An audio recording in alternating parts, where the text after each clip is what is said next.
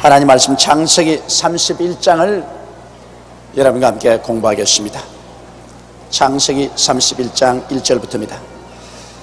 야곱이 들은 즉 라반의 아들들의 말이 야곱이 우리 아버지의 소유를 다 빼앗고 우리 아버지의 소유로 인하여 이같이 거부가 되었다 하는지라. 여러분 잘 알다시피 야곱은 외아저씨와 계약을 맺고 그가 치는 양이나 염소의 무리 중에 새끼가 만일 얼룩들리기가 생기면 그 얼룩들리기는 모두 다 야곱의 월급으로 하기로 작정을 한 것입니다. 외아저씨는 조심스럽게 짐승의 무리 중에 얼룩들리기는 다 사흘길로 옮겨서 자기 아들들에게 맡기고 야곱이 돌보는 짐승은 전부 순수한 색깔만 돌보게 했는데 야곱이 산에 올라가서 단풍나무, 신풍나무, 버드나무 등을 베어와서 껍질을 벗겨 얼룩덜룩이를 만들고 그리고 양이나 염소가 물을 먹으면서 그곳에서 새끼를 베는데 그 앞에다가 그 얼룩덜룩이를 갖다 놓고 얼룩덜룩한 짐승떼가 나올 것을 그 마음속에 믿으니 그대로 되고 마는 것입니다. 그래서 새끼를 낳는 것마다 얼룩덜룩이를 낳아서 얼마 있지 아니하여 외아저씨의 양떼는 처음 시작할 때 보라도 별로 불지 아니하고 야곱의 양떼는 심히 많아졌습니다. 바라봄의 법칙을 사용하는 것입니다. 바라봄을 통해서 그 마음속에 꿈과 환상을 얻었고 꿈과 환상은 믿음을 가져온 것입니다. 여러분 꿈과 환상이 믿음을 생산합니다. 꿈이 있으면 꿈은 믿음을 산출합니다. 그러나 꿈이 없으면 믿음도 생겨나지 않습니다. 야곱이 사용한 이 얼룩덜룩이의 단풍나무나 신풍나무나 버러나무는 미신이 아니라 그 마음 가운데 꿈을 얻기 위해서 도움을 얻은 것입니다. 그러므로 여러분 오늘날 우리가 하나님 앞에서 십자가를 통해서 영롱한 오중복음의 꿈을 가지면 그 꿈을 통해서 우리 마음속에 믿음이 생겨나고 믿음이 생겨나면 하나님의 역사가 일어나기 시작하는 것입니다. 그러므로 꿈이 없는 백성은 망한다고 말한 이유가 그게 있습니다. 꿈을 갖지 않으면 망해요. 어떠한 사람들은 저 강단에 있는 십자가를 우상이라고 해서 십자가를 떼라고 하는 사람이 있는데 십자가가 우상이 아닙니다. 십자가는 여러분 예수께서 우리 위해서 칼보리에 못 박힌 것을 우리에게 상징으로 보여주는 것입니다. 이거는 마치 야곱이 얼룩덜룩이의 나무를 만들어서 짐승들 앞에 내놓은 것처럼 여러분이 교회 올 때마다 이 십자가는 여러분의 마음에 칼보리 십자가에 몸짓고 피 흘려 못 박이신 예수를 꿈꾸어 볼 수 있게 만들어주는 것입니다. 십자가에 못 박인 예수 그리스도를 여러분께서 마음속에 분명히 영롱하게 꿈꾸어 보면 예수 그리스도에 대한 믿음이 마음속에 넘쳐나는 것입니다. 바울 선생이 갈라디아 교인들에게 말하기를 갈라디아 교인들아 너희 앞에 십자가에 못 박인 예수께서 확실히 보이거든 어찌하여 너희가 그리스도의 복음을 떠나 다른 복음 쫓는지 알 수가 없다고 말했었습니다. 이러므로 여러분 매 수요일마다 이 대강당에 와서 앞에 있는 십자가를 바라볼 때 의미 없이 십자가를 바라보지 마십시오. 그 십자가에서 못 박여 여러분을 위해서 피 흘린 그리스도를 생각하십시오. 이 십자가에 못 박여서 우리의 죄를 다 용서하기 위해서 피를 흘린 예수를 생각해 보십시오. 이 십자가를 통하여 하나님과 사람 사이를 화목케 해서 하늘에서 성령의 불이 내려오도록 만드는 것을 생각해 보십시오. 이 십자가에서 예수님이 우리 질병과 연약을 다 짊어지고 가시고 이 십자가에서 마귀의 권세를 깨뜨려버린 것을 생각해 보십시오. 이 십자가에 못 박여서 아담 이후에 내려온 모든 율법의 저주를 예수님이 다 여기서 청산해버리고 아브라함의 복이 임하도록 만드는 것을 생각해 보십시오. 이 십자가를 통해서 예수님께서 사망을 철폐하시고 무덤을 철폐하시고 부활하셔서 우리에게 영생을 주신 것을 생각하고 그리스도 재림하실 때 우리도 부활 성천할 것을 생각해 보십시오. 이 십자가는 여러분에게 여러 가지 이와 같이 영롱하게 마음속에 생각하게 만들어주면, 그리고 마음에 그 꿈을 갖고 있으면 그 꿈이 여러분 마음속에 믿음을 산출해 주는 것입니다. 왜냐하면 꿈과 환상은 보혜사 성령이 역사하는 그릇인 것입니다. 말세에 하나님이 성령을 부어주시면 너희 젊은이들은 환상을 보고 늙은이는 꿈을 꾸라고 말했습니다. 꿈과 환상은 성령께서 사용하시는 도구인 것입니다. 십자가를 통해서 오중복음과 삼박자의 축복 꿈을 여러분 마음속에 영롱하게 가질 수 있다는 것은 야곱에게 일어난 기적이 여러분에게도 또다시 일어나게 만들어주는 것입니다. 야곱은 그 바라봄의 법칙을 통해서 굉장한 물질적인 축복을 받았습니다. 여기에는 영적인 축복보다도 야곱은 굉장히 물질적인 축복을 받았습니다. 그래서 야곱이 왕성하니까 별 도리 없이 이 라반의 아들들이 불평을 합니다. 그 야곱에 있어서는 이 라반이 외아저씨니까 외아저씨의 아들들이니까 이중 사촌들이 되죠. 그래서 막 원망하라고 불평을 하고 우리 아버지 재산을 다 빼앗아간다. 여러분, 오늘날 이 세상에서 누구든지 다른 사람보다 잘 되면 반드시 시기와 질투의 대상이 되는 것입니다. 이건 어찌할 도리가 없어요. 그렇기 때문에 사람이 다른 사람보다 잘 될수록 자기의 허리를 숙이고 자기를 감추는 것이 좋습니다. 자기를 나타내는 것, 시기와 질투의 대상이 됩니다. 될 수 있으면 하나님이 축복해 주시고 왕성해 주시면 가만히 엎드리는 게 좋습니다. 감추는 게 좋습니다. 자선전 안 하는 게 좋아요. 그렇기 때문에 오늘 우리 성도들 가운데로 성령을 충만히 받고 성령의 은사가 크게 나타나면 내가 늘 말합니다. 은사는 보화와 같으니 감추십시오. 보화를 자랑하고 다니면 도둑놈이 붙습니다. 왜냐하면 다이아몬드 반지 같은 거 손가락에 끼고 내 다이아 봐라, 내 다이아 봐라. 친구들 가운데 보이려고 아이고 머리야 그것은 다이아 보이고 얼마 있지 아니하여 그 다이아는 도적 맞습니다.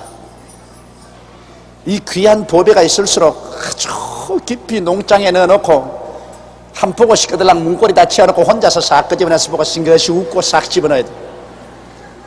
그거 사람들에게 선전하고 자랑하면 잃어버립니다.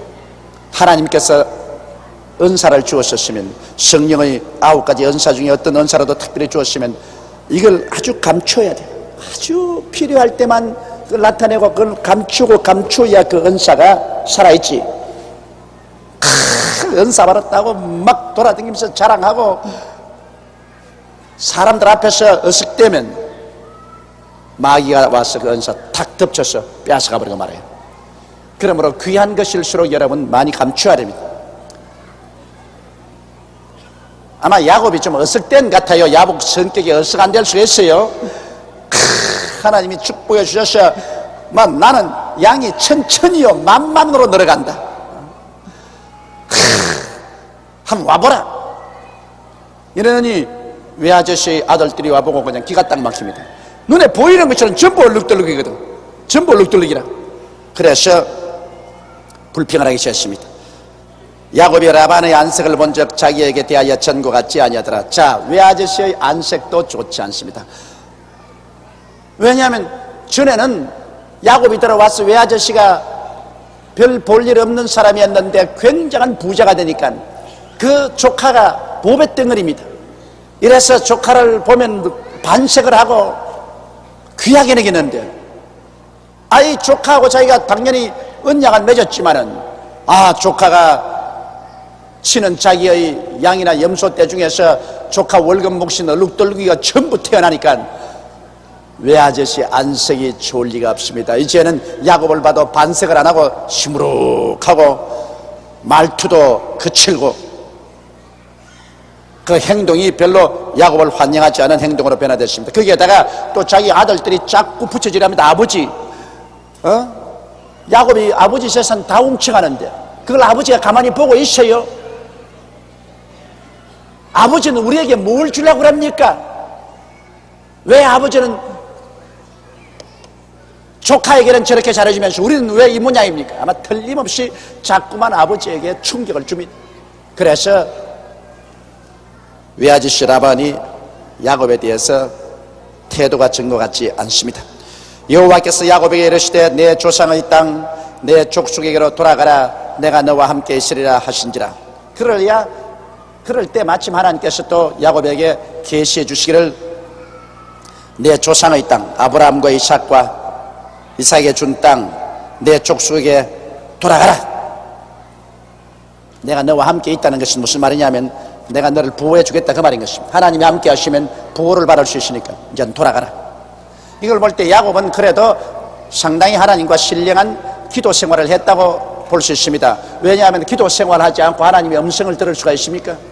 야곱은 들에서 주로 일하면서 하늘의 수많은 별들을 바라보고 그는 하나님을 생각하고 하나님께 늘 기도하고 찬미하는 생활을 계속했을 것입니다. 그렇기 때문에 하나님께서 그에게 말씀했습니다. 이제는 고향으로 돌아갈 때가 되었다. 하나님께서 여러분 우리를 고향으로 돌아가게 할 때 빈손 들고 돌아가지 않습니다. 남에게 수치를 당치 않게 하는 것입니다. 야곱이 빈손 들고 왔으나 고향에 돌아갈 때는 빈손 들고 돌아가지 않게 하셨습니다. 주를 믿는 사람은 부끄러움을 당치 아니하라고 말씀한 것입니다. 그러므로 부끄러움을 당치 않고 고향 땅에 돌아가도록 이만큼 하나님께서 재산을 모으고 계시면 이제 그 재산 가지고 고향 땅으로 돌아가라고 말씀하신 것입니다. 그래서 들에서 야곱이 보내어 라헬과 레아를 자기 양띠는 들로 불러다가 그들에게 이르되 내가 그대들의 아버지의 안색을 본즉 내게 대하여 전과 같지 아니하로다. 그러할지라도 내 아버지의 하나님은 나와 함께 계시느니라. 이제 설명을 합니다. 그대들의 아버지, 그러니까 내 외아저씨요 내 장인의 얼굴을 보니까 내게 대하여 전과 같이 반색을 안 하고 얼굴에 분노 있기가 있고 나를 좋아하지 않는다. 그랬지만은 내 아버지의 하나님, 즉 아브라함의 하나님, 이삭의 하나님이 나와 같이 계셔서 다른 사람들은 내가 못되게 해도 하나님이 나와 같이 계셔서 하나님께서 나에게 이렇게 복을 주셨다. 여러분 이거 정말 중요한 말입니다. 우리가 이 세상에 살면서 사람을 두려워하거나 사람을 의지하면 실패합니다. 하나님을 두려워하고 하나님을 의지하면 사람이 어떻게 하더라도 하나님께서 부흥케 하는 것입니다. 하나님이 문을 열어놓으면 닫을 자가 없고 닫아놓으면 열 자가 없습니다. 그러므로 사람에게 잘 보이기 위해서 하나님 낯을 피하지 말고 하나님께 잘 보이고 난 다음 사람에게 밑보일지라도 하나님께 잘 보여야 되는 것입니다. 여러분 하나님께서 야곱을 이쁘게 보시니 하나님께서 야곱에게 축복을 계속 주었습니다. 여러분 야곱을 이쁘게 보는 이유가 있습니다. 왜냐하면 야곱은 반드시 그가 얻는 물질 중에서 11조를 하나님께 드렸었습니다. 이 라반은 11조를 안 드렸지만은 야곱은 하나님께 11조를 드렸습니다. 그때는 11조를 어떻게 드리나요? 그때는 11조 된 짐승을 잡아가지고 하나님께 제물로 드린 것입니다. 성경에 그렇게 안 기록된대요. 아니요. 야곱은 외아저씨 집에 올 때 하나님께 언약을 맺었습니다. 내가 가는 길에 입을 것과 먹을 것과 있을 곳을 주시고 내 아버지 집으로 무사히 돌아오게 하면 베델 이곳이 하나님의 집이 될 것이요 내게 주는 일체의 것에서 하나님께 11조를 드리겠다. 그래서 야곱은 짐승을 치면서 자기 몫에 해당하는 모든 것을 하나도 남김없이 하나님께 11조로 제물을 드렸다. 그래서 물질 중에 반드시 하나님의 몫이 있다는 것을 인정했다. 이 물질 중에 반드시 하나님의 몫이 그리고 하나님과 함께 살아간다는 그것을 늘 시인했기 때문에 하나님이 야곱을 축복 안 해줄 수가 있나요? 그래서 외아저씨와 외아저씨 아들 때는 안 되기를 원했지만 하나님이 되도록 하셨기 때문에 그냥 우길성천한다만 야곱이 하는 것은 다 잘 된다. 여러분 우리도 우리의 생활 가운데 하나님을 인정하는 것은 11조입니다. 우리의 날 가운데 하나님을 인정하는 것은 성수주일입니다. 한 주일에 하루 날을 내어서 주를 섬기면 이 나를 지배하시는 하나님이 계신다는 것을 인정하는 것이고 우리가 물질 중에 10분의 1을 하나님께 드린 것은 우리의 물질 생활에 하나님이 같이 계신다는 것을 우리 증명하는 것입니다. 이렇기 때문에 이와 같은 하나님과의 언약은 우리가 반드시 지킬 때 하나님도 하나님 편에서 언약을 지켜주시는 것입니다. 그대들 또 알거니와 내가 힘을 다하여 그대들의 아버지를 섬겼거늘 그대들의 아버지가 나를 속여 품삯을 10번이나 번역하였느니라. 그러나 하나님이 그를 금하사 나를 해치 못하셨습니다. 그러나 20년 머슴살이에 물론 14년 동안에는 레아와 라헬을 얻기 위해서 결혼 지참금으로 그가 일을 해 주었지만은 그다음 나머지 6년 동안은 뼈가 빠지게 일을 했는데 외아저씨가 얼마나 깍쟁이였던지 품삯을 10번이나 바꾸었다는 것입니다. 한번 생각해 보십시오. 이러니 뭐 외아저씨 믿고 살아갈 수가 없어. 6년을 일해도 자기 살림 하나 모으지 못했던 것입니다. 그래서 그 다음 야곱이 외아저씨하고 얼룩덜룩이 약속을 한 것입니다. 그가 이르기를 점 있는 것이 내 삭시 되리라 하면 온 양떼에 낳은 것이 점 있는 것이요 또 얼룩무늬 있는 것이 내 삭시라 하면 온 양떼에 낳은 것이 얼룩무늬 있는 것이니 하나님이 이같이 그대들의 아버지의 짐승을 빼앗아 내게 주셨느니라. 외아저씨가 아무리 자기 재산을 보존하려고 해도 하나님이 야곱을 사랑하기 때문에 야곱에게 주어야 되겠다고 생각하니까 뭐 외아저씨 재산 것을 하나님 빼앗는 겁니다. 새끼만 놓으면 얼룩덜룩이를 놓고 얼룩덜룩이를 낳아서 빼앗아서 야곱에게 주시는 것입니다. 여러분, 하나님이 같이 계시면 둘러치나 메어치나 다 잘 되는 것입니다. 그러나 하나님이 같이 앉히고 안 되려면 엎어져도 안 깨어질 코조차 깨어지는 겁니다. 하나님이 우리 삶의 근원이 되고 하나님께 뿌리를 내리고 하나님께 전적으로 의지하고 살아간다는 것이 얼마나 아름답고 좋은지 모릅니다. 하나님 중심으로 온 심신을 다 내어 맡기고 의지하고 살면은 그 다음 문제는 하나님이 책임져 주시는 것입니다. 내가 하나님께 전적으로 뿌리를 내리고 하나님께 전폭적으로 의지하고 살든지 죽든지 흥하든지 망하든지 성하든지 쇠하든지 나는 하나님과 함께 삽니다.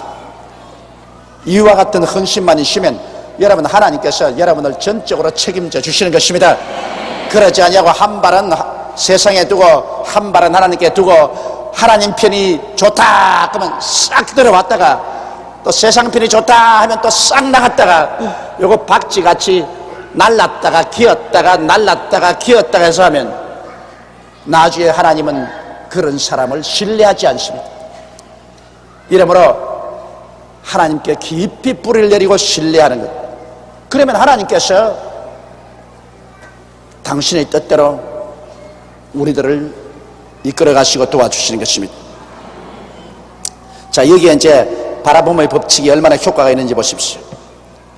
10절에 보면 그 양떼가 새끼 뵐 때 내가 꿈에 눈을 들어보니, 자기는 실제 마음속에 얼룩덜룩이를 그리고서 얼룩덜룩이의 짐승떼가 낳을 것이라고 생각했는데 이제 실제로 그를 통해서 믿음이 생기니까 그 믿음이 하나님께 상달되었습니다. 그래서 실제 그가 잘 때 꿈에 보니까 그 양떼가 새끼 뵐 때 내가 꿈에 눈을 들어보니 양떼를 탄 수양은 다 얼룩무늬 있는 것, 점 있는 것, 아롱진 것이었다. 꿈에 하나님의 사자가 내게 말씀하시기를 야곱아 하기로 내가 대답하기를 여기 있나이다 하며 가라사대 내 눈을 들어보라. 양떼를 탄 수양은 다 얼룩무늬 있는 것, 점 있는 것, 아롱진 것이니라.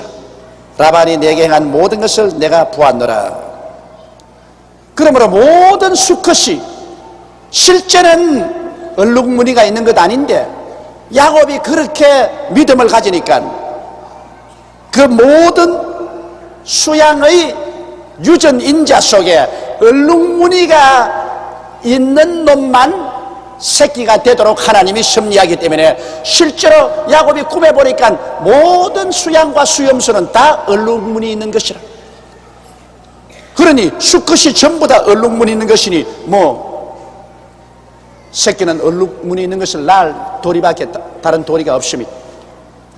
이래서 여러분, 여기에 야곱이 실제로 자기의 마음속에 바라봄의 법칙을 가진 것이, 그것이 실제 하나님의 보좌까지 상달되어서 실제로 하나님이 기적을 창조하는 큰 동기가 된다는 것을 보여주고 있는 것입니다. 이러므로 여러분 마음에 믿어야 그것이 하늘에도 그렇게 역사가 펼쳐지는 것입니다. 이 마음에 믿지 아니하면 하나님께서 역사할 수 있는 바탕이 없습니다. 이러므로 성경에 무엇인지 땅에서 매면 하늘에서도 매일 것이요 땅에서 풀면 하늘에서도 풀리리라. 내 믿은 대로 될지어다는 말이 거기에 있는 것입니다. 이 땅에서 우리가 하나님이 역사할 수 있도록 발판을 만들어야 되는 것입니다. 우리의 온갖 구하는 것이나 생각하는 것에 넘치도록 능력하겠다. 구하고 생각하는 것이 있어야 그게 하나님께서 역사하시게 되는 것입니다. 이러므로 여러분과 내 마음은 굉장히 중요합니다. 우리 마음의 바탕에 우리가 어떠한 꿈을 갖고 어떠한 믿음을 가지고 있는가, 이것이 바로 하나님께서 그를 통해서 하늘나라에서 배후에서 눈에 안 보이는 세계에서 섭리하는 것입니다. 이 야곱에게는 하나님께서 하늘 창문을 싹 열어서 한번 들여다보라 그렇게 말한 것입니다. 너는 이 땅에서 나무가지를 꺾어서 얼룩덜룩이를 물 마시는데 그게 새끼 가지는 양이나 염소떼 앞에 놓았지만은 실제로 어떤 일이 난지 한번 보라. 하늘 창문을 열어가 꿈에 목을 한번 쓱 들어서 보라. 야곱이 하늘 계시의 창문에 쌍이어서 쓱 보니까 아유 내가 본 그대로네. 전부 수양과 수염소는 실제는 순수한 색깔인데 새끼 뵐 때 보니까 전부 얼룩덜룩이네. 이야, 내가 바라봄의 법칙을 마음속에 가질 때 실제 하늘나라에서는 그대로 하나님의 기적적인 역사가 일어나는구나, 그것을 알게 되는 것입니다. 할렐루야. 이러므로 우리는 육신의 눈으로 보는 것만 가지고 살면 안 돼요. 우리는 믿음으로 살아야 돼요. 우리가 마음속에 하나님 앞에서 바라봄의 법칙을 가지고 있으면 그 법칙을 통해서 우리 하나님께서는 하늘나라에서 기적을 베풀고 있다는 것을 믿어야 되는 것입니다. 사람이 짐승과 다른 것은 믿을 수 있다는 것입니다. 짐승들은 믿지 않습니다. 동물들은 믿지 않습니다. 그러나 사람은 희망을 가지고 믿습니다. 이것이 짐승과 사람과 다른 것입니다. 사람은 없는 것을 있는 것 같이 마음속에 생각하고 꿈꾸어 보고, 사람은 없는 것을 있는 것 같이 믿습니다. 이 믿음을 통해서 하나님은 역사하는 것입니다. 이 믿음은 바로 하나님께서 역사하는 방법인 것입니다. 이러므로 여러분께서 교회에 아무리 왔다 갔다 하고 형식과 의식을 다 지킨다 해도 믿지 아니하면 소용이 없어요. 여러분, 믿지 않으면 소용이 없어요. 밤새도록 철야하고 목이 다 쉬도록 고함을 쳐도 믿지 아니하면 고함만 쳤지 그 아무 효과가 없는 것입니다. 믿음이란 뭐냐? 믿음이란 하나님의 약속의 바탕 위에 서서 그것이 이루어진 모습을 마음속에 바라봄의 법칙으로 꿈꾸어 보는 것입니다. 그것이 이루어진 모습을 바라봄의 법칙으로 꿈꾸어 보면서 하나님께 부르짖기도 할 때 마음속에 믿음이 생겨나는 것입니다. 믿음은 바라는 것들의 실상이요, 먼저 바라보는 것이 있어야 됩니다. 바라는 것이라는 것은 바라봄의 법칙입니다. 믿음은 바라는 것들, 즉 바라봄의 법칙의 실상이다. 바라봄의 법칙을 가지고 있으면 바로 믿음의 실상이 생겨나기 시작하는 것입니다. 그러므로 여러분께서 잘못된 것을 바라보면 큰일 납니다. 낭패할 것, 죄지을 것, 실패할 것, 병들 것, 죽을 것, 이런 것만 자꾸 바라보는 사람은 그걸 바라보고 난 다음 아무리 하나님께 부르짖어 잘되기를 기도해도 입술만 고함쳤지 실제 마음에 비친 영상은 정반대의 것입니다. 그러므로 아무것도 안 돼요. 여러분 마음은 거울과 같습니다. 하나님은 여러분의 마음의 거울을 들여다보고 있습니다. 거울에 무엇이 비치노? 입에서 고함치는 소리가 아니라 마음의 거울에 무엇이 비치노? 무슨 그림이 그려져 있냐? 마음의 거울에 어떠한 그림이 그려져 있느냐? 그 그림을 하나님께서는 바라보시고 그것이 하늘로 비치는 것입니다. 이러므로 이 야곱의 신앙생활을 통해서 이 바라봄의 법칙을 여러분이 행사해서 정말 환경을 초월해서 굳센 믿음을 가지고 하나님의 계속적인 기적을 체험하게 되시기를 주님 이름으로 축원합니다. 나는 베델 하나님이라. 내가 거기서 기둥에 기름을 붓고 거기서 내게 서원하였으니 지금 일어나 이곳을 떠나서 내 출생지로 돌아가라 하시느니라. 여러분, 하나님은 때를 따라 역사합니다. 야곱이 고향집을 떠나서 외아지시댁으로 올 때가 있었고 또 외아지시댁에서 한 20년 살다가 또 일어나서 고향 땅으로 돌아갈 때가 있는 것입니다. 우리 모든 인생은 때가 있는데 여러분, 이 때를 잘 분별해야 됩니다. 예수를 믿는 사람들은 이 때를 분별할 줄 알아요. 왜냐하면 하나님은 때의 하나님인 것입니다. 예수님께서 친히 말씀하지 않습니까? 가나의 혼인잔치에서 그 어머니가 와서 이 집에 포도주가 떨어졌다고 말하니까 주님께서 여자여 나와 무슨 상관이 있느니까 내 때가 아직 오지 아니하였나이다. 반드시 하나님은 때를 따라 역사하는 것입니다. 그러므로 우리는 귀를 쫑긋하게 하고 하나님 앞에 엎드려 기도해서 하나님의 때가 오기를 기다려야 되는 것입니다. 여러분, 예루살렘의 양문곁 베데스다 연못을 보십시오.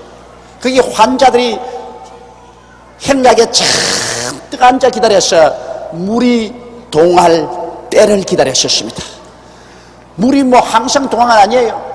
물이 동할 때를 기다렸다가 물이 확 끓어오르면 그때 막 끼어 들어가면 그때 먼저 들어간 사람은 깨끗이 나와요. 그 때를 잃어버리면 안 나는다고. 인생도 그래요. 인생도 여러분 가만히 기다렸다가 때가 오면 우리 가슴에 와르르 끌어올라요. 가슴에 그냥 하나님의 성령의 역사로 말미암아 마음의 소원이 베데스다 연못물같이 끌어올라요. 그때 그 때를 놓치지 말고 뛰어나가야 되는 것입니다. 그 때 다 지나고 난 다음 늦게야 어슬렁 어슬렁 어슬렁 아무 소용없어. 때를 놓지 말아야 돼. 때를 놓지 말아야 돼. 여리고로 지나가는 예수 그리스도를 보고 디메오의 아들 거지 바디메오가 나사렛 예수여 나를 불쌍히 여기게 있어서 고함을 쳤습니다. 예수님 지나가 버렸으면 뭐 안 되는 거예요. 그 때를 그가 포착했기 때문에 그가 장님이 눈을 뜨게 된 것입니다. 우리 한국도 여러분 보면 지금 때를 만났어요. 지금 한국이 5,000년 역사 가운데 비로소 지금 부흥과 발전의 때를 만났습니다. 그렇게도 뼈다귀 강산에서 고통을 당하고 시련 속에 살았는 우리나라가 지금 때가 왔어요. 하나님께서 막 부으셔. 여러분 보십시오. 계속해서 풍년입니다. 애굽에 뭐 7년 풍년 후에 또 7년 가뭄이 왔다 그러는데 우리 한국에 지금 7년 풍년이에요. 7년 풍년. 올해도 여러분 대풍입니다. 올해도 여러분 혹시 벼가 꽃필 때 열매가 아물 때 어디 태풍 왔습니까? 보통 9월까지 태풍이 두서너 번 한국에 휘몰아칩니다. 근데 올해는 태풍 한 번도 안 왔어요. 그런 데가 얼마나 무더웠습니까? 쭉 그냥 무덥고 뜨거웠. 그러니까 벼농사에는 뭐 남바왕이라. 그러니 여러분 우리 한국의 복식으로서는 대풍작이죠. 이 하나님 때가 많이. 모든 한국 사람의 마음속에 내일에 대한 밝고 맑고 환한 꿈을 가지고 있고 우리 한국 민족 중에서 지금 내일에 대한 절망적인 마음을 가진 사람 아무도 없습니다. 모두 다 우리 한국은 내일에 대한 소망이 하나님이 때를 보내주죠. 이런 좋은 때에 이제 우리가 민족이 인하단결만 하면 나르는 거요. 날라. 그런데 이런 좋은 때에 인하단결을 못하고 서로 멱살 잡고 물고 땡기고 치고 받고 하면은 그만 때를 다 놓치고 말아요. 하나님이 때를 주실 때 이때 인하단결해 가지고서 한 뭉치가 되어서 막 밀고 나가면 바람 불 때 돛단다고 바람 부는데 돛을 따라야 막 밀려가죠. 이때는 뭐 다른 나라가 10년 일할 것 우리 한국이 1년 일하면은 달성이 돼요. 하나님이 때가 왔으니까. 그러므로 지금 우리 민족에 필요한 것은 단합인 것입니다. 물고 찢고 싸우면 망합니다. 정치가들도 단결하고 노사간에도 협동해서 단결하고 우리 국민들도 상하할 것 없이 남녀노할 것 없이 단결해야 돼. 단합해서 밀면은 큰 일이 일어납니다. 이건 뭐 우리 한국 역사상에 상상할 수 없는 기적이 일어납니다. 왜? 때가 왔기 때문인 것입니다. 우리 여의도 순복음교회도 때를 맞는 것입니다. 여러분, 우리 교회도 이렇게 부흥 발전하는 것, 이거 보통이 아닙니다. 여러분, 한번 나가서 전도함 해보십시오. 사람 한 사람 예수께로 인도하는 게 얼마나 힘이 드는지. 입에 침이 타 마르고 목에 핏대가 새도록 이야기를 해도 한 사람 주께로 인도하기가 곤란한데, 그런데 우리 교회는 이렇게 많이 모여온다고. 수요일 날 오후 3시에 여러분 10,000명 이상이 모이는 것, 기막힌 일입니다. 돈 주고 오라 해도 안 오는데 돈 줘가면서 오는 것이니 세상에 이런 일이 어디 있습니까? 이건 우리 교회 하나님께서 부흥의 때를 주신 것입니다. 우리가 교회에서 우리 당회나 재직회나 우리 조장구역장, 부구역장, 아동구역장이나 우리 성도들 전체가 지금 합쳐 있는 것처럼 계속해서 마음을 합쳐서 밀면은 우리 교회가 일어나서 우리 조국을 구원하게 되는 것입니다. 왜? 때가 왔기 때문에. 우리 힘으로 되는 것이 아닙니다. 여의도 순복음교회라는 큰 돛이 만들어졌어. 이 돛이 안 찢어지는 이상 막 성령 바람이 부는데 막 바람 부니까 확 밀려 나갈 밖에 뭐 별 돌이 있나? 우리 한국에는 정치나 경제나 교육이나 문화나 예술이나 우리 기독교 신앙이나 모두 다 지금 때를 얻어가지고서 지금 기가 막힙니다. 막 발전합니다. 이 외국 기자들이 와서 내게 묻는 질문 중에 한 가지 재미있는 질문은, 자기들은 교회 백화점은 한국 와서 처음 봤다 그래요. 그게 무슨 말이니까, 한 빌딩에 교회가 3개, 4개씩 있다는 것입니다. 교회 백화점이래. 교회 백화점. 한 빌딩에 교회가 하나 있으면 되는데 왜 교회가 여러 개 빌딩이 한 빌딩에 들어가 있으며 이런 현상이 어떻게 있을 수 있냐? 그건 한국적인 현상입니다, 여러분. 다른 나라에는 그런 게 있을 수가 없어요. 그 한국에 하나님 성령께서 얼마나 역사한다는 것을 여기에 보여주고 있는 것입니다. 이제 야곱도 이제 때가 오면 이제 하나님께서 이제는 고향으로 돌아가라 그랬습니다. 그래서 야곱은 이제 고향에 돌아가려고 합니다. 그래서 야곱은 자기 마음대로 하지 않고 이제 라헬과 레아를 불러다가 자기 아내들과 이혼을 합니다. 내가 여기 와서 당신들의 아버지 또 내 장인 영감을 위해서 참 뼈가 부러지게 내가 일을 했는데 장인이 날 많이 속였다. 그러나 하나님께서 나를 도와서 장인의 재산을 내게 빼앗아 주었는데 이제 갈 때가 왔다. 내 고향으로 돌아갈 때가 왔다.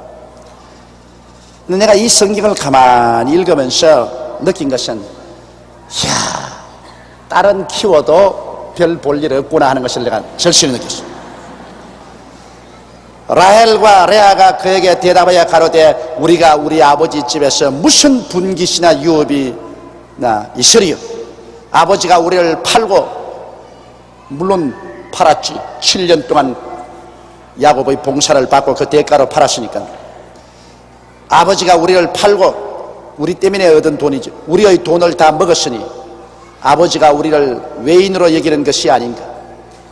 하나님이 우리 아버지에게서 취하신 재물은 우리와 우리 자식의 것이니 이제 하나님이 당신에게 이러신 일을 다 준행하라. 초록이 동색이네. 그래, 우리 한국에도 다른 예쁜 도둑놈이라 하지 않습니까? 친정에 뭘 가져갈고 그런다 그랬는데, 아이 라헬과 레아도 남편인 야곱이 말을 하니까 맞장구를 치는 겁니다. 옳소. 우리가 우리 아버지 집에 더 있어서 무슨 분깃이 있습니까? 하나님께서 우리 아버지가 빼앗아서 당신에게 준 것은 마땅히 우리 것이다. 이건 당신과 우리와 우리 자손들 것이다. 한 푼도 남겨놓지 말고 다 가져가야 된다. 아이고 무서워라. 그런데 그 반드시 나쁘다고도 생각할 수 없어요. 왜냐하면 다른 시집 가면 남편을 중심으로 해서 자기 새로운 가정을 이루고 살아야 돼요. 그런데 뭐 자기 남편하고 새로운 가정을 이루고 사는데 선신선다고 친정에게 이것도 친정에게 주고 저것도 친정에 주면 나중에 거지 되고 맙니다. 그러므로 여러분 중에도 아직 시집을 안 갔거들랑 시집 갈 때 가져갈 만큼 가져가세요. 안 주는 건 할 수 없지만은 사진틀까지라도 다 가져가시오. 그러한 정신이 있어야 잘 산다고. 무엇인지 내 가져가가지고 한번 우리도 한번 잘 살아보자. 왜? 그렇게 해서 가는 것이 정한 이친기. 그래 가서 또 시집 가서 딸을 낳으면 그 딸이 시집 갈 때 또 빼앗아 간다고. 자기는 안 빼앗기나 자기도 빼앗긴다고. 사람이란 자기가 살겠다고 해서 애쓰고 노력하는 것은 그건 참 귀합니다. 방탕하기 위해서 무엇을 요구해가는 것은 그건 아주 나빠요. 그러나 자기 살겠다고 하는데 있는 것 나누어 주는 것도 좋지요. 난 딸이 있으면 많이 주겠는데 딸이 없어서 줄 게 없어요. 딸만 있으면 좀 많이 주고 싶은데 불행인지 다행인지 딸 낳을 재간이 없었어. 아들만 있으니까 줄 게 없어요. 여하간 그래서 야곱은 라헬과 레아의 동의를 얻었습니다. 얻어가지고서 이제 우리 하나 둘 셋 하고 아버지 재산 다 가지고서 한번 뛰자, 그렇게 된 것입니다. 야곱이 일어나 자식들과 아내들을 약대들에게 태우고 그 얻은 바 모든 짐승과 모든 소유물 곧 그가 받던 아람에서 얻은 짐승을 이끌고 가나안 땅에는 그 아비 이삭에로 가려 할세. 때 라반이 양털을 깎으러 갔으므로 라헬은 그 아비의 드라빔을 도적하고 야곱은 그 거취를 아람 사람 라반에게 고하지 않고 가만히 떠났더라. 그래서 출발해서 도망을 쳤습니다.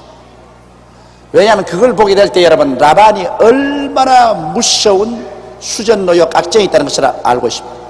그건 야곱도 알고 그 딸들도 다 알았습니다. 그냥 떠난다면 틀림없이 달라들어가지고서 재산을 빼앗든지 할 그러한 사람이기 때문에 몰래 도망을 쳐야 된다, 그렇게 생각을 했었습니다. 그런데 이제 야곱은 일어나서 자기 자식들과 아내들을 약대에 태우고 그 얻은 바 모든 짐승과 모든 소유를 곧 바다만에서 얻은 짐승을 다 이끌고 가나안 땅으로 가려고 할 때 그때 기회를 탔습니다. 왜냐하면 외아저씨가 자기의 다른 목장에 양털 깎으러 갔습니다. 이 양털 깎으러 가면은 상당한 기간 동안에 그 양털을 다 깎을 때까지 집에 돌아오지 않습니다.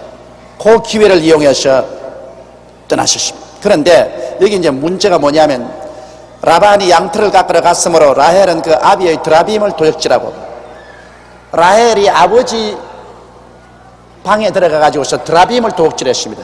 이 드라빔이란 뭐냐 하면은 이렇게 조그만하게 만든 신상입니다. 조상의 모습을 하든지 작은 무슨 모습을 하든지 이렇게 포켓도에 집어넣을 수 있는 조그만한 신상인데 요 나무로 만들기도 하고 금이나 은으로 만들게 돼서 그 신상을 집에다가 모시고 있습니다. 그러면 이 드라빔이 집에 행복을 갖다 주고 집을 보호해 준다고 말하는 것입니다.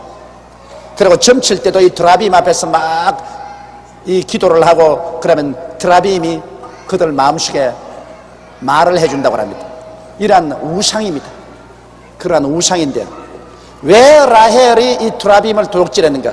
그냥 떠나면 떠나는데 왜 아버지가 온 가정에서 매일같이 그 드라빔 앞에서 절을 하고 기도를 하는데 그 당장 들킬 것인데 그 왜 드라빔을 가지고 가느냐? 이유가 있습니다.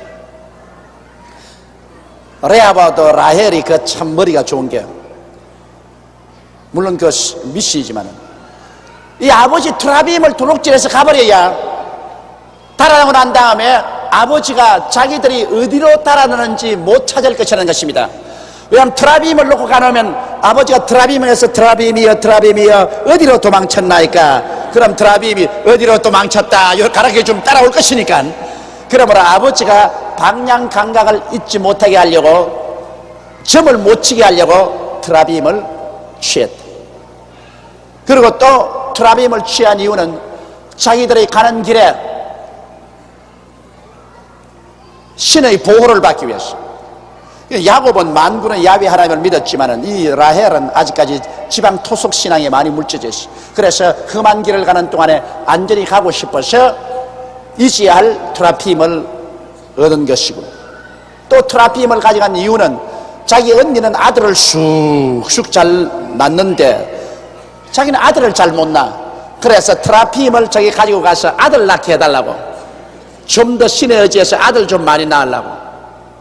그리고 트라핌을 가져갔으며, 또 이 트라핌 가지고서 먼 객지길을 떠났는데 자기가 올바른 길을 선택하려고, 점치려고 그렇게 한 것입니다. 이걸 보게 될 때 여러분, 야곱은 야훼 하나님을 믿는 신앙이 아주 좋았지만은 그의 아내인 레아나 라헬은 그 지역에 있는 지방 신앙과 토속 신앙에 상당히 물들어 있다는 것을 알 수 있는 것입니다. 이러므로 한 가족이 다 합쳐서 똑같은 신앙으로 뭉친다는 것은 참 중요합니다. 그런데 야곱은 자기는 신앙이 좋았으나 그 아내들에게는 그 신앙을 잘 가르치지 못했다는 것을 보여주고 있는 것입니다. 그러나 이아간 이렇게 해서 떠나는데 이 트라빔 때문에 나중에 문제가 생깁니다.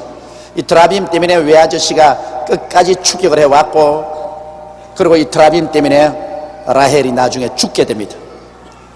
트라빔만 안 훔쳤으면 라헬이 가다가 길에서 안 죽었어요. 그러나 트라빔 때문에 라헬이 나중에 죽습니다. 21절에 보면 그가 그 모든 소유를 이끌고 강을 건너 길르앗산을 향하여 도망한 지 3일 만에 야곱의 도망한 것이 라반에게 들린지라. 도망하고 난 다음 3일 만에 야곱이 모든 짐승들을 다 거느리고 도망쳤다. 외아저씨에게 들린지라. 라반이 그 형제를 거느리고 7일 길을 쫓아가 길르앗산에서 그에게 미쳤더라. 3일 만에 알았는데 야곱을 찾는 데는 7일이 걸렸습니다. 아마 트라핌이 없어서 그런지 몰라요.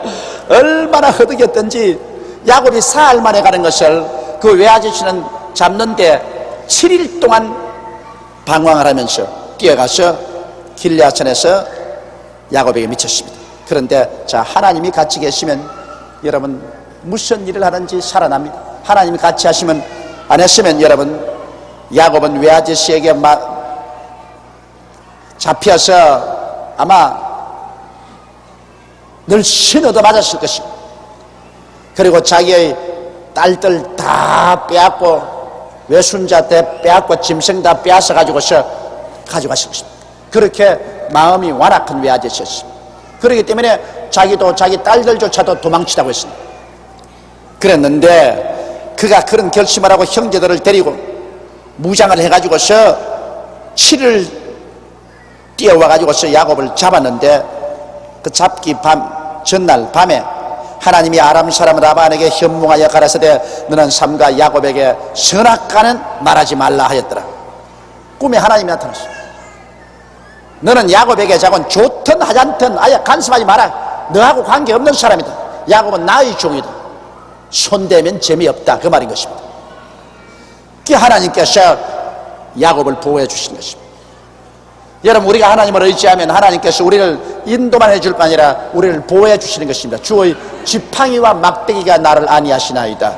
주의 지팡이는 인도하는 지팡이고 주의 막대기는 짐승이 오는 것을 때려 쫓는 막대기인 것입니다. 그러므로 인도를 해주시고 보호를 해주시는데 하나님께서 미리 경고를 해주셨습니다. 라반이 야곱을 쫓아 미치니 야곱이 산에 장막을 쳤는지라. 라반이 그 형제로 더불어 길르앗산에 장막을 치고, 자 이제는 붙잡아서 야곱 옆에다가 장막을 치고, 라반이 야곱에게 이르되 내가 내게 알리지 아니하고 가만히 내 딸들을 칼로 잡은 자같이 끌고 가시니 어찌 같이 하느냐. 내가 즐거움과 노래와 북과 수금으로 너를 보내겠거늘 어찌하여 내가 나를 속이고 가만히 도망하고 내게 구하지 아니하였으며 나로 내 손자들과 딸들에게 입맞추지 못하게 하였느냐. 내 소위가 실로 어리석도다. 말이야 미끈절석 잘하지. 정말 그 야곱이나 그 딸들과 그 모든 소유물을 주어서 보내면서 잘 가라고 즐거움과 노래하고 북치고 수금 타고 큰 잔치 베풀고 그렇게 보낼 위인 같았으면 야곱이나 그 딸들이 야간 도주를 절대로 안 하실 것입니다. 그러나 입으로 선심하는 것입니다. 여러분, 실제로 선심을 아는 사람들이 입으로 미끈절석 선심자랍니다. 나는 이런 말 들은 적이 있어요. 어느 날 장모 있는데 사위하고 아들들이 같이 앉았는데 문을 턱 열고 남산을 보니 남산이 아주 크게 있거든요. 그래서 장모가 하는 말이, 이야, 내 집에 돈이 저 남산만치만 있다면 그걸 다 내 사위에게 주겠는데. 그러니 막 아들들이 얼굴이 푸르딱 붉었다 푸르딱 붉었답니다. 그래서 사위가 나가고 나니까 아들들이 와서, 어머니 돌았어요? 미쳐도 보통 미쳤지 않았네요. 그래, 우리가 이렇게 살아있는데 그래 돈이 남산만치 있으면 사위에게 주겠다고요?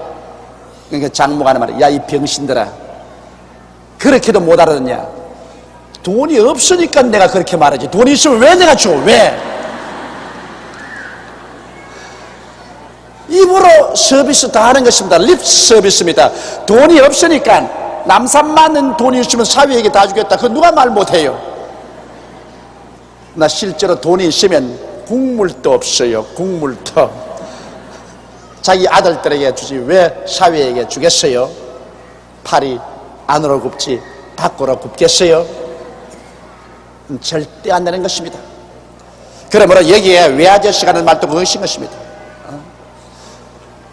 괜히 이제 자기가 자기 위신 세운다고 너가 정상적으로 가는 것 같으면 내가, 너도 내 딸들도 손주들도 다 입 맞추고 내가 이래 가지고서 북치고 장구치고 기타 타고 그리고 큰 잔집에 벌어서 기쁘게 보냈을 것인데, 이런 일이 도대체 어디냐고 고통을 함치는. 그러나 실상은 하나님에게 경고를 받았기 때문에 어찌할 수 없어서 그런 말을 하는 것입니다. 29절에 보면, 너를 해할 만한 능력이 내 손에 있으나 너희 아버지 하나님이 어젯밤에 내게 말씀하시기를 너는 삼가 야곱에게 선악간에 말하지 말라 하시느니라. 이제 말은 바로 합니다. 내가 너를 해치려고 왔는데 너희 아버지 하나님이 내게 경고했기 때문에 내가 해치지 않는다, 그렇게 말하는 것입니다. 이제 내가 내 아비 집을 사모하여 돌아가려는 것은 가하거니와 어찌 내 신을 도적질하였느냐. 이제 드라빔 가지고 시비를 겁니다. 뭐 아버지 집에 네가 가고 싶어서 사모해서 가는 것 내가 말리진 않겠다 이제. 그러나 그냥 가지 왜 내 신을 훔쳤느냐. 야곱은 신을 훔칠 사람이 아닙니다. 왜? 야곱은 천지를 지으신 유일하신 하나님을 믿지, 세상에 오물조물한 그러한 우상의 신은 야곱은 믿지 않습니다. 그러므로 야곱이 그 신을 훔칠 도리가 없고, 그리고 야곱은 자기 아내 라헬이 훔친 것도 모릅니다. 그렇기 때문에 여기에 야곱이 큰 소리 한 것입니다. 야곱이 라반에게 대답하여 가로되, 내가 말하기를 외삼촌이 외삼촌의 딸들을 내게서 억지로 빼앗으리라 하여 두려워하였음이니이다. 외삼촌의 신은 뉘에게서 찾든지 그는 살지 못할 것이요, 우리 형제들 앞에서 무엇이든지 외삼촌의 것이 발견되거든 외삼촌께로 취하소서 하니, 야곱은 라헬이 그것을 도적질한 줄을 알지 못함이더라. 여기에 야곱은 외삼촌 앞에서, 하나님 앞에서 단호하게 말했습니다. 내가 왜 그 신을 도적질했겠느냐. 누구든지 우리 가운데서 그 신을 도적질한 사람은 살지 못할 것이다. 와, 여러분, 사람의 입에서 말하는 건 무섭습니다. 내 입의 말로 내가 묶였으면 내 입의 말로 내가 사로잡혔다고. 더구나 하나님의 종 야곱이 이 말을 했기 때문에 누구든지 그 신 드라빔을 취한 사람은 죽을 것이라. 그래서 라헬은 오는 도중에 어린애기가 잉태되어서 요셉의 동생을 낳다가 죽었습니다. 난산을 해서 죽었습니다. 왜 죽었느냐? 그건 야곱이 죽을 것이라고 말을 했기 때문에. 하나님과 사람 앞에서 믿음으로 말하는 그 말은 하나님이 그대로 시행하시는 것입니다. 하나님을 믿어라. 누구든지 산들어 명하여 저 바다에 던지라 말하고 그것이 이룰 줄 마음에 믿고 의심하지 아니하면 그대로 되리라. 이 바로 야곱이 하나님 앞에서 한 말인 것입니다. 외아저씨 앞에 담대하게 우리 가운데 누구든지 외아저씨의 신을 훔친 사람이 있으면 그는 죽으리라. 나 라헬이 그 훔친 건 몰랐는데 그것 때문에 라헬이 단명하게 된 것입니다. 그러므로 우리가 여러분 정말 기도하고 성령이 충만할 때 말 조심해야 돼요. 저는 신학교 때 그내 절실히 내 깨달았어요. 신학교 때 저희가 기도를 많이 하고 내가 성령이 충만했는데 우리 최하실 목사님이 내 신학교 동기동창인데 그때 우리가 전도하러 가자고 그러는데 최 목사님은 그때 사업을 하고 있었어요. 신학교 와서 공부하면서 계속해서 이 샤들 공장에 기계를 만들어 가지고서 방직 공장에 납품하는 그런 회사를 가지고 있습니다. 무슨 인천에 납품하러 간다나 그래요. 그래서 내가 그냥 딱 정식을 하고 난 다음 오늘 인천에 납품하러 가면 자동차에 치일 것이라고 내가 그랬습니다. 농담 반 진담 반으로 그렇게 말했어요. 그건 왜냐하면 전도하러 가자고 해놨는데 안 가고서 납품하러 간다니까 내가 오늘 인천으로 납품하러 가면 자동차에 치인다. 그리고 우리가 수숨숨 준비를 해가지고서 전도하려고 떠나는데 아이고 긴급 뉴스가 왔어요. 최하실 집사님이 적십자병원에 응급실에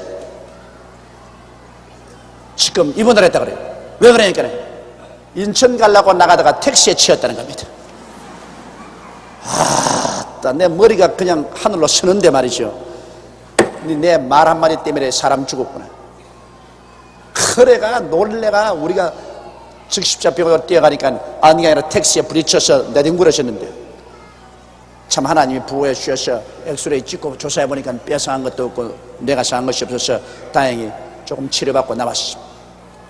말 한마디 잘못했다가 나 그때 곱다시 장모 잃어버릴 뻔 당했었어. 너희가 땅에서 매면 하늘에서 매일 것이라는 것은 우리 말로서 매는 것입니다. 이러므로 사람들이 말을 잘할 줄 알아야 돼요. 우리 국민들도 여러분 이제 말이 많이 바뀌었어요. 이 말이 긍정적이고 적극적이고 창조적으로 말을 하는 사람은 그이 그대로 되는데 그 말이 슬픈 민족은 절대로 흥하지 않습니다. 우리 옛날에 우리 한국 민족은 말이 슬펐어요.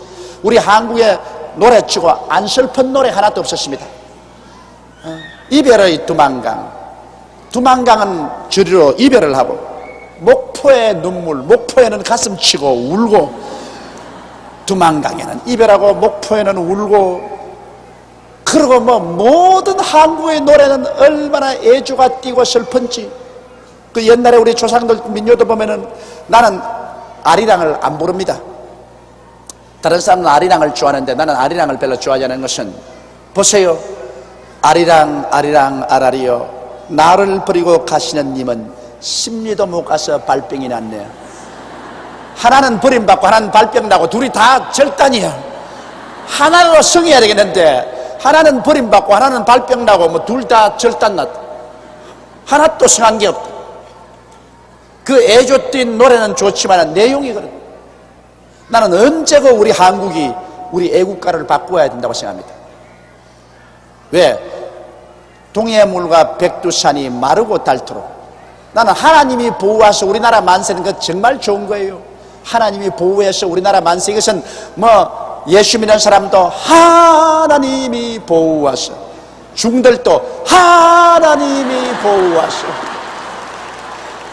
공산당들도 하나님이 보호하셔 믿든 안 믿든 입술로 고백을 하거든. 별 도리 없이 우리 한국 민족이면 어찌할 도리가 없어요.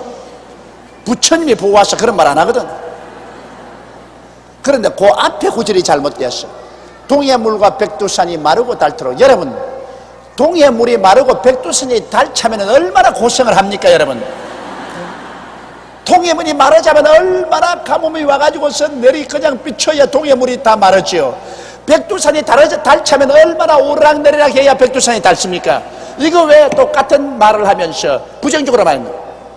내가 늘 생각하는 것은 동해물이 변하여 태평양 되고 백두산이 변하여 에베레스트 산 될 도록 하나님이 보호하사 우리나라 만세, 이렇게 발전적으로 말해야지 왜 달아 없어질 것을 말을 하냐 말이야. 그래서 내가 그 구절이 좋지가 않다. 일본의 그 기미가요 보면은 사사레이시 조그마한 이 돌멩이가 이와 반석이 될 때까지 우리나라 임금이 영원무궁하라 그랬습니다. 그런데 다른 것 좋아하지 않지만 일본 사람의 그 발전적인 말에 내가 상당히 감정을 느낍니다. 왜냐하면 요 조그마한 돌멩이가 큰 바위가 될, 이거 얼마나 발전적인 것입니까? 일본 사람들의 말을 배울 거 많습니다. 일본에 가면요, 여기 가서 내가 하루 또 봤는데 시계가 있는데 시계를 갖다 글을 붙여놨어요. 수리중 해놨습니다.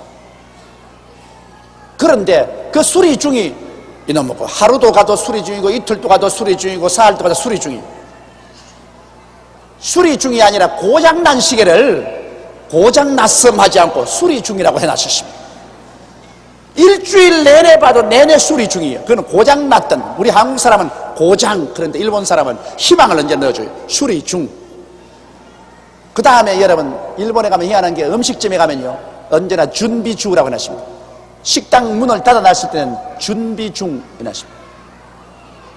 그래서 내가 어느 식당에 가서 준비중 이니까 하마나 준비하는가 싶어서 또 나가서 보니까 아직 준비 중이고, 아직 준비 중. 그날 영업 안 하는 날이에요. 영업 안 하는 날인데, 그럼 우리 한국 같으면 영업 안 함 이렇게 싶어서 그랬는데 준비 중이라고 해놨어. 준비 중. 그래 나 그날 점심 굶었네.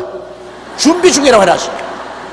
이게 하마나 준비하나 하마나 준비 안 하고 날 보니 그날 영업 안 하는 날인데 준비 중 그래 놨어. 그 영업 안 함 그런 것보다도 준비한다니까 무슨 언제나 준비돼가지고 희망이 있다. 그 일본 사람들이 그런 점에 있어서 우리가 본받을 말이에요. 굉장히 말을 부정적으로 하지 않고 절망적으로 하지 않고 언제나 희망적으로 말을 하는 것입니다. 여러분 일본이 2차 대전에 졌는데도 하이센이라고 말 안 합니다. 패전이라고 말합니다. 슈센이라고 말합니다. 종전했다. 싸움하다가 막 그만하지 않겠어 그만했다 그렇게 나십니다. 그 얼마나 그 소리 듣니까 얄미운지 박살이 나놓고 또 하이센 패전했다 그렇게 안 하고 슈센 전쟁을 중간에서 그만뒀다. 두기는 뭘 중간에서 그만둬? 코가 납작해서 못했지. 그래도 내가 미국 가서 제2차 세계대전 일본이 패전했다 그러면 꼭 택시 운전하셔도 내 말을 바꾸더라고요. 내가 니혼가 하이센 시마시다 이거는 예 슈센 시마시다 종전했습니다 그렇게 말을. 그래서 이 민족이 다른 것 볼 것은 없는데 이 말에 긍정적이고 적극적이고 창조적이구나, 이 말이 긍정적이구나. 그럼 우리도 이 말을 긍정적으로 해야 되는데 우리 한국이 하나님의 축복을 받아서 때가 오니 우리 한국 사람들도 말이 많이 달라졌습니다. 요새는 우리 한국 사람들이 그 말이나 이 노래가 이 애조띤 옛날의 그 슬픈 노래가 별로 많잖아요. 이제는 상당히 긍정적인 그 창조적인 그런 노래가 굉장히 많습니다.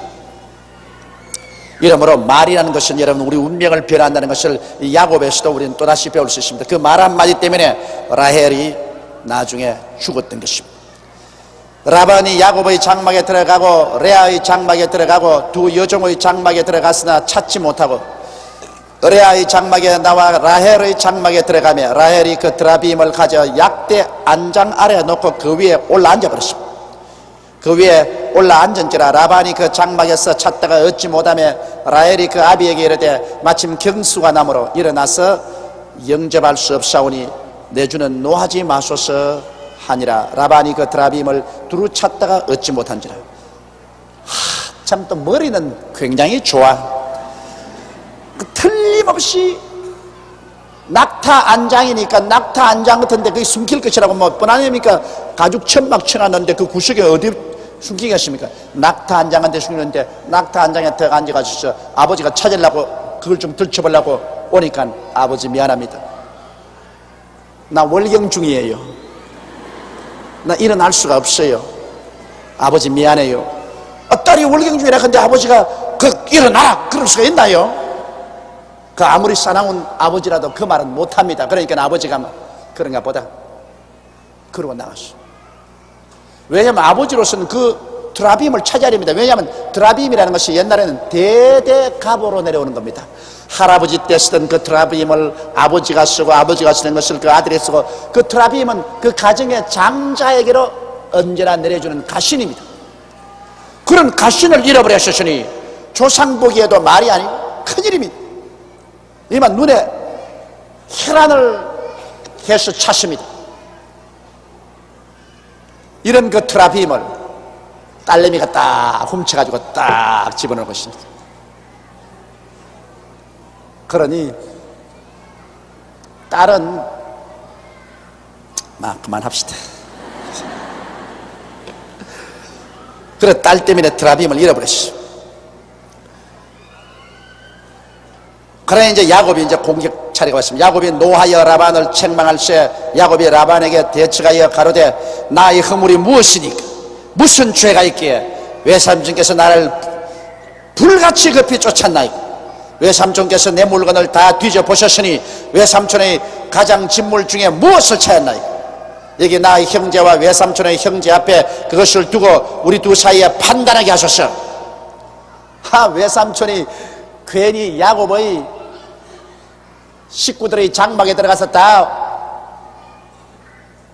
두루 살펴보고 물건들 다 뒤졌다가 드라빔은 찾지 못하고 이젠 야곱에게 역습을 당해가지고 도대체 나를 어떻게 생각하냐, 나를 그런 도둑놈으로 생각하냐, 외삼촌의 안목이 그 정도밖에 못 되느냐, 막 야곱에게 공격을 당하니 외삼촌이 묵묵부답입니다. 할 말이 없습니다. 얼굴이 벌게졌습니다.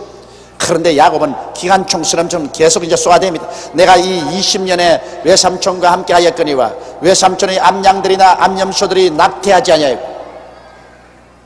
자, 야곱이 하나님의 축복을 받고 축복을 받은 사람이 짐승을 기르니까 짐승떼들이 낙태를 안 했다. 또 외삼촌의 양떼의 수양을 내가 먹지 아니하였으며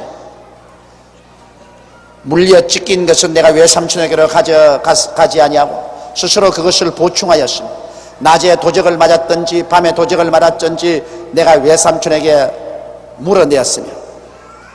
요새만 도둑놈인 줄 알았지만 그때도 도둑놈이 있기는 있었어요. 낮에도 도둑놈이 오고 밤에도 도둑놈이 와서 양이나 염소를 훔쳐갔어. 내가 이와 같이 낮에는 더위를 무릅쓰고 밤에는 추위를 당하며 눈 붙일 겨를 없이 지내었나이다.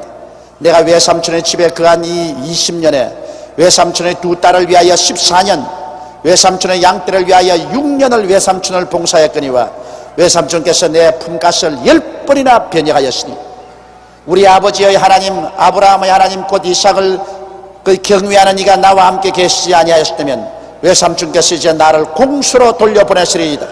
많은 하나님이 나의 고난과 내 손의 수고를 감찰하시고 어젯밤에 외삼촌을 책망하셨나이다. 보십시오.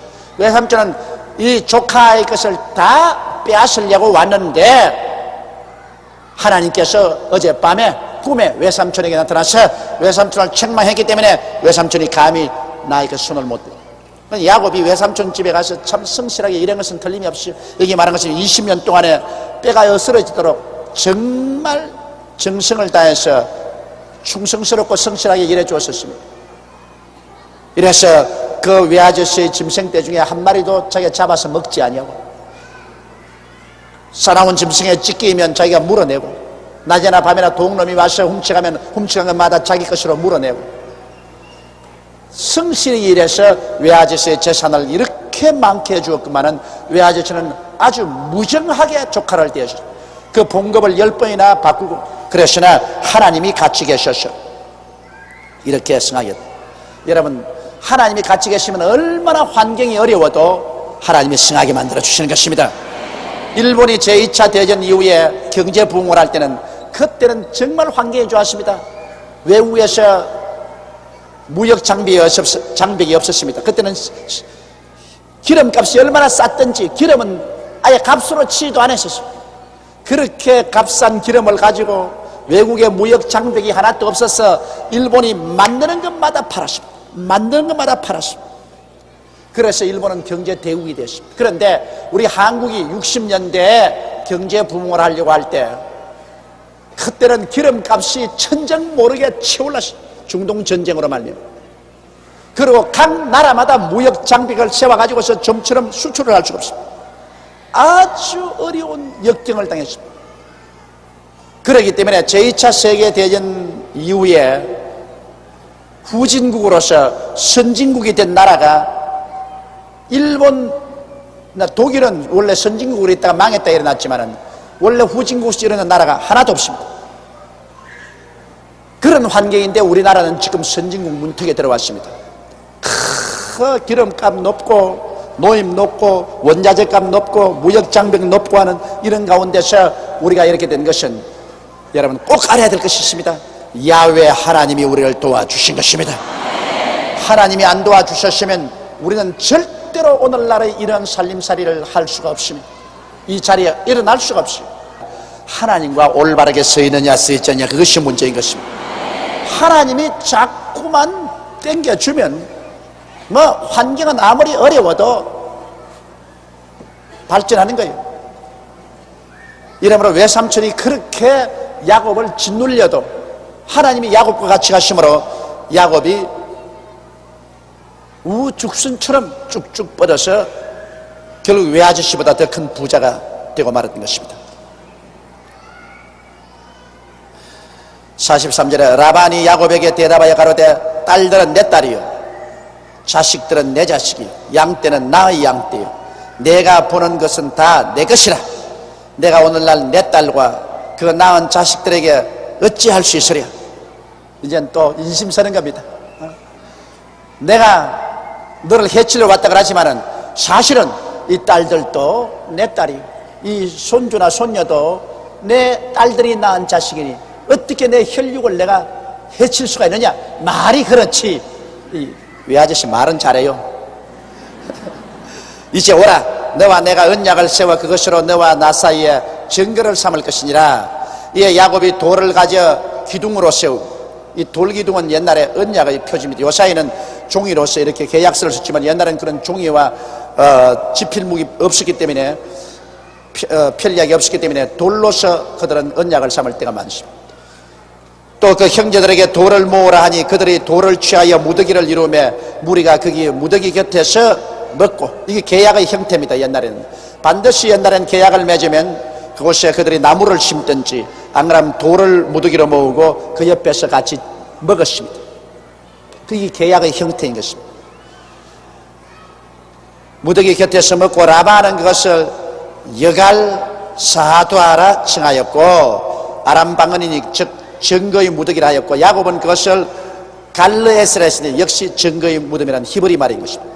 그것을 갈르에스라 칭하였으니 라반의 말에 오늘날 이 무더기가 너와 나 사이에 증거가 된다 하였으므로 그 이름을 갈르에스라 칭하였으며, 또 미스바라 하였으니 이는 그의 말에 우리 피차 떠나 있을 때 여호와께서 너와 나 사이에 감찰하옵소서 함이라.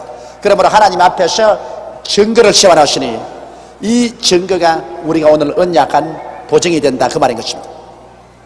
자, 이러고 이제 외아저씨가 하는 말입니다. 내가 내 딸을 박대하거나 내 딸들 외에 다른 아내들을 취하면 사람은 우리와 함께 할 자가 없어도 보라 하나님은 너와 나 사이에 증거하시니라 하였더라. 피는 물보다 진하다고. 그래도 이제는 보내면서 이제 딸들 걱정은 꼭 하는 겁니다. 아버지니까. 너 이제 친정집을 멀리 떠나 장인집을 멀리 떠나 타향에 갔다고 내 딸들 박대하면 재미없어. 이 돌들이 증거야. 하나님이 이 증거를 보시고 하나님이 너희 심판할 것이다. 그리고 또 내 딸들 이외에 다른 데 또 장가를 들면 가만 안 둬. 내 딸들만 데리고 살지 또 다른 데 욕심을 부리면 그때도 하나님께서 이 돌들을 증거로 해서 너를 가만 안 둘게요. 이것은 부모가 아무리 자식들하고 마음이 틀렸다 하더라도 자식들은 그렇게 생각해도 부모는 내리사랑이라 그 가슴 속에 자식에 대한 애정은 어찌할 도리가 없습니다. 이 내리사랑이라는 것은 부모의 마음에 있는 자식의 사랑은 그건 어찌할 도리가 없어요. 아무리 원수같이 싸웠다가도 또 돌아서면 그 없어지는 것입니다. 자식은 부모를 배반해도 부모는 좀처럼 자식을 배반하기가 힘이 듭니다. 그거는 하나님께서 그런 천륜을 마음속에 넣어주었기 때문인 것입니다. 그래서 이 라반은 야곱과 그 딸들을 아주 가오하게 대했지만은 그러나 떠나는 마당에서 꼭 딸들에게 잘해줄 것을 그런 부탁을 했었습니다. 라반이 또 야곱에게 이르되 내가 너와 나 사이에 둔 이 무더기를 보라. 또 이 기둥을 보라. 이 무더기가 증거가 되고 이 기둥이 증거가 되나니 내가 이 무더기를 넘어 내게로 가서 해하지 아니할 것이요 내가 이 무더기 이 기둥을 넘어 내게로 와서 해하지 아니할 것이라. 아브라함의 하나님 나홀의 하나님, 나홀은 바로 아브라함의 동생이거든. 자기 할아버지, 라반의 할아버지. 아브라함의 하나님 나홀의 하나님, 그들의 조상의 하나님은 우리 사이에 판단하옵소서 하며 야곱이 그 아비 이삭의 경외하는 일을 가리켜 맹세하고 야곱이 또 산에서 제사를 드리고 형제들을 불러 떡을 먹이니 그들이 떡을 먹고 산에서 격려하고 라반이 아침에 일찍 일어나 손자들과 딸들에게 입맞추며 그들에게 축복하고 떠나 고향으로 돌아갔더라. 아주 해피엔딩입니다. 아주 좋은 결과입니다. 결국은 오기 전에는 잡으면은 이 야곱을 주리를 틀고 딸들은 전부 머리채를 잡아 끌고 그리고 짐승들 다 끌고서 집으로 돌아오려고 했는데 하나님 말씀 한마디에 운명이 변해버리고 마는 것입니다. 그러므로 여러분, 하나님과 우리가 같이 동행하는 건 얼마나 중요합니까? 아무리 사람이 계획을 세워서도 그 일의 성사는 하나님께 있는 것입니다. 그러므로 하나님이 야곱 편에 서 있기 때문에 야곱을 해칠 수가 없었습니다. 하나님이 여러분 편에 서 있으면 아무도 여러분을 해칠 수가 없습니다. 하나님이 우리 대한민국 편에 서 있으면 아무도 우리 대한민국을 해칠 수가 없습니다. 그런데 감사하게도 지금은 하나님이 우리 대한민국 편에 서 있습니다. 감사하게도 하나님이 우리 여의도 순복음 교회 편에 서 계십니다. 하나님이 여러분과 함께 계십니다. 그러므로 하나님이 우리와 같이 계시면 누가 우리를 정죄하리요? 너희를 내게 주시는 만유보다 크시며 내 손에서 너희를 빼앗을 자가 없다고 했는데 하나님이 여러분 한 사람 한 사람 불러서 예수님 손에 맡겼는데 예수님 손에서 누가 여러분을 빼앗아 간다는 것입니까? 못 빼앗아 갑니다. 야곱은 결국 하나님의 도움으로 말미암아 외아저씨의 손에서 벗어나고 이제 외아저씨하고 장엄한 언약을 맺었습니다. 그런 돌무더기로 언약의 표시를 삼았습니다. 돌무더기 자체가 무슨 말을 하는 것이 아니라 이 돌무더기로서 언약 맺은 것을 하나님이 보고 지킨다는 것입니다. 하나님께서 그 언약대로 지켜주신다. 그래서 외아저씨와 언약을 맺어서 상호 불가침 조약을 맺었습니다. 외아저씨는 야곱을 와서 치지 않고 야곱은 그 돌무더기를 건너와서 외아저씨를 치지 않을 거라고, 그 다음에 야곱은 외아저씨의 딸들을 박대하지 않을 거라고, 그 딸들 이외에 다른 여자를 취해서 아내로 삼지 않을 것을 언약을 하고 그들은 헤어지게 된 것입니다.